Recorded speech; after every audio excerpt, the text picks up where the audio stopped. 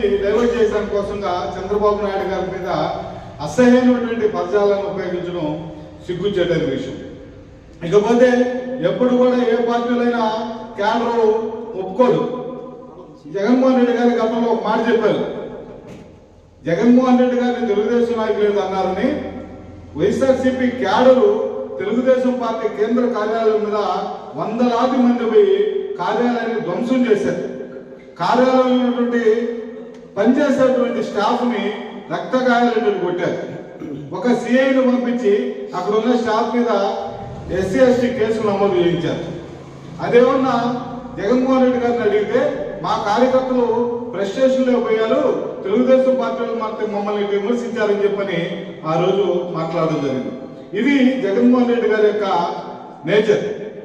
నిన్న రాంబాబు మాట్లాడిన తర్వాత తెలుగుదేశం పార్టీ మహిళలు అదేవిధంగా క్యాడర్ అంతా కూడా రాంబాబు క్షమాపణలు చెప్పాలి, లేదా బహిరంగంగా క్షమాపణలు చెప్పాలి, లేదా నేను తప్పు చేయలేదని బయట చెప్పుకోవాలని చెప్పని ఆయన కార్యాలయం ముందు ధర్నా చేశారు.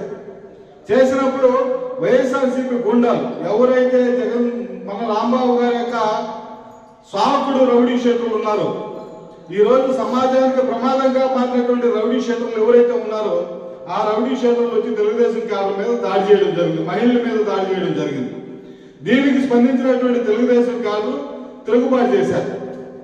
తిరుగుబాటు చేస్తే దాన్ని నిన్న కొంతమంది నాయకులు ఖండించారు, వైఎస్ఆర్సీపీ నాయకులు.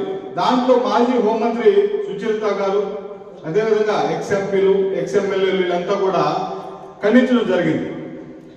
పెద్దలు సామెత చెప్పినట్టు ఆయన చేసే సంసారం ఇంకెవరు చేస్తే వ్యభిచారం అని చెప్పని వాళ్ళు చేసింది అన్ని కూడా సంసారమే. పట్టాభ గారి ఇంటి మీద దాడి చేసింది అయితేమి, తెలుగుదేశం పార్టీ కార్యాలయం మీద దాడి చేసింది అయితేమి, గన్నవరం తెలుగుదేశం పార్టీ కార్యాలయం ధ్వంసం చేసి కార్లతో తగలబెట్టింది అయితేమి, చంద్రబాబు నాయుడు గారు యాత్రలో చిత్తూరు జిల్లా అంగుళ్ళ కాడ దాడి చేసింది అయితేనేమి, ఇవన్నీ కూడా అవి మాత్రం మంచివే. ఎందుకంటే వాళ్ళ ఫ్రస్ట్రేషన్, వాళ్ళు వచ్చి తెలుగుదేశం వాళ్ళు వైఎస్ఆర్సీని విమర్శించారు కాబట్టి వాళ్ళ మీద దాడి చేస్తారని చెప్పే పరిస్థితి వాళ్ళు ప్రయత్నం చేశారు.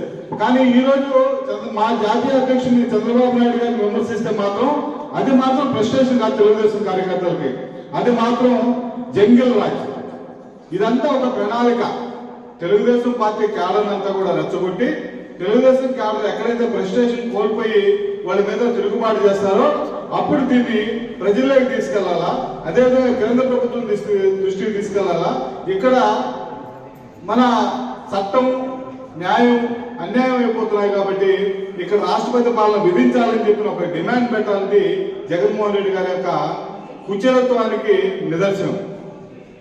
ఇవన్నీ కూడా ప్రణాళిక ప్రకారం జగన్మోహన్ రెడ్డి గారు అంబటి రాంబాబుని, గోవర్ధన్ రెడ్డిని, అదేవిధంగా ప్రసన్న కుమార్ రెడ్డిని, ఇటు సంజీవయ్యని, ఇటు పేరుని నానిని, అదేవిధంగా పడాలి నానిని, ఇటువంటి వాళ్ళందరి మీద కూడా సమాజం మీద వెళ్తారు. ఎందుకంటే